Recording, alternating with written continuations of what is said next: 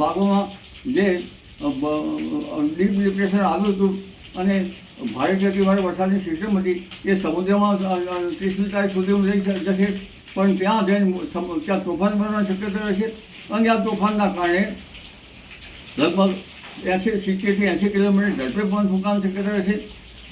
દરિયાના ભાગમાં પણ 65-70 કિલોમીટર ઝડપે પવન ફૂંકાવાની શક્યતા રહેશે. દરિયા ખેડૂત સાવધાન રહેશે. ભયપૂર્વક સિગ્નલો તો લાગી જ જશે, પરંતુ જે પવનનો દોર છે એ ભૂભાગો પર પણ આવવાની શક્યતા રહેશે અને જે કૃષિ પાકો ઊભા છે કપા જેવા એ પાકો પડી જવાની શક્યતા રહેશે.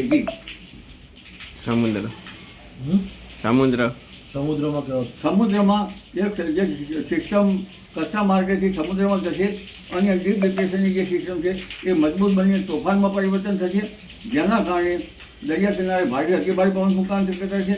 કેટલાક ભાગોમાં તો 80 કિલોમીટર ઝડપે પવન ફૂંકાવાની શક્યતા છે. દરિયાના ભાગમાં 75થી 65-70 પછી 75 કિલોમીટર ઝડપે પવન ફૂંકાશે, પણ ભૂભાગો પર પણ પવનની સ્થિતિ રહેશે, જેના કારણે ઊભા કૃષિ પાકો ઘણા પડી જવાની શક્યતા રહેશે. જી